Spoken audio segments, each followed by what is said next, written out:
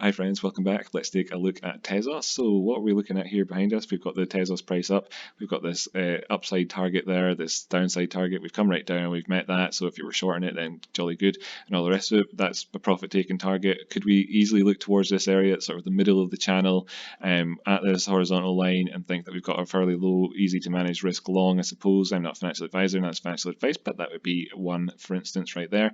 And then the profit taking target, of course, at 2,800. But as we know, and we've been talking about it for quite a while, should we break down below this area, then I suppose you've got to look down towards the lower end here at around about the 2,200 and 2,000. Like, you know, it speaks for itself more or less in terms of that there's obvious psychological areas on the way down, but we could be looking as far down as sort of 2,200 and then even beyond down to 1,950 if that were to happen. But you know, let's not count our chickens just yet. And like I say, there's a fairly easy to manage position for you there, I think, which you know, it's hard to say in terms of looking at the oscillators. We've just been consolidating for the last wee while in this area here, really. I mean, there is this sort of downtrend thing that we've got, which could potentially have some sort of potential for bullish divergence showing up on it. But you have to kind of like, it's all kind of becomes a sort of splitting hairs type debate that you have. Really, like you decide yourself if you think that constitutes bullish divergence, perhaps across these three lows. I mean, it does, in my opinion,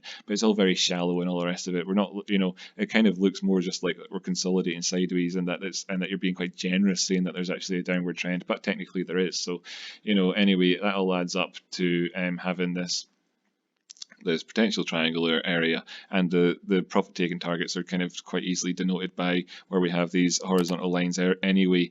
I suppose if there's one missing, then it's got to be in there at that 3,000, but that's kind of counting your chickens for the hatch. I mean, that's another 50% up or whatever from where we are, so we'll not get too ahead of that, or 40%. So let's look at the dollar price.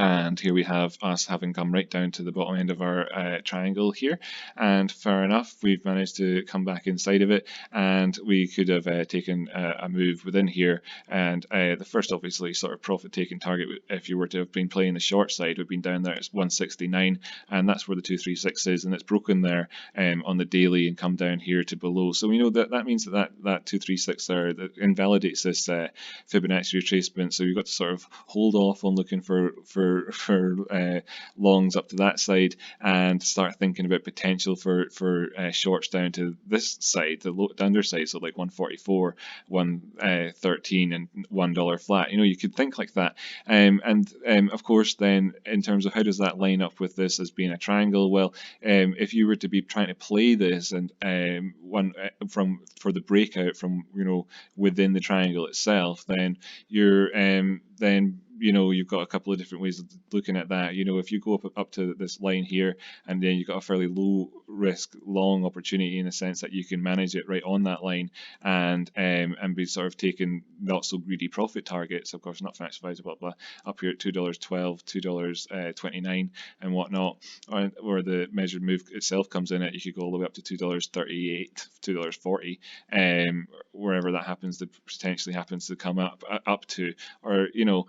But there's a degree of risk involved in doing all of that compared to just playing it within the triangle here itself. So if you're actually just sort of looking for a low risk long at the moment and thinking, oh, I want to play the breakout here, that's kind of getting ahead of yourself. And you could just think about playing from within this area here. You could, and that's 15% or somewhere between, you know, depending on where you particularly get in and out at. And you can manage your risk just by looking towards really where this candle came down to. That's $1.50. You know, if you go to low $1.50, which is a psychological level itself, then you're going below the 786, and you could stop out around there or whatever, and or flip to the short side. So anyway, I'm not a financial advisor, but that's sort of what I'm looking at. What's the difference between exchanges? Well, 157 there, 157 over here. So the prices have remained converged as this has gone back down below the 236 over on HitBTC. And if we look to the other ones and see if we got retracements thrown in there, I don't know if I'm giving that enough time to load up actually.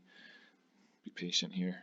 Yeah, of course, well, we're below the 236 on this as well. I mean, we will be across them all, and where we started at there. What about this one? What was this one?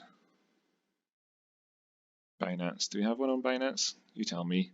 Nothing's showing up here. It looks pretty empty, but have we got anything in our... Whoop. whatever. So yeah, right. Thanks for tuning in. That's going to have to do it for today. You can see that we're below the 236, and what can you say until such times as you go above it? Then you're not supposed to be. We're not going to be like bullish about it, but you do have that lower risk opportunity for longing if you're just going for to play within the triangle area itself, because you'd be able to manage it by breaking it, by stopping it at 150 or so, if that was what you were thinking, and that would be an area to be more sort of if it were to break that on a bigger time frame, then maybe we're not looking at a fake out. But overall, I'm feeling like more positive about this in general. Not seeing any divergence in terms of this sort of small uptrend. The trend hasn't turned around here yet, and it's expanded to the downside. You expect that after a day's downward action, but there you go. Let's see how it all pans out. We're above the 50% or 50 level on the stochastics, and let's see if we can get supported here by this and turn around and come up and try again. We got rejected from leaving the bearish control zone on our first pass, but that often happens. Let's see what will happen overall. But 30% of me is willing to just flip short on it. Whatever.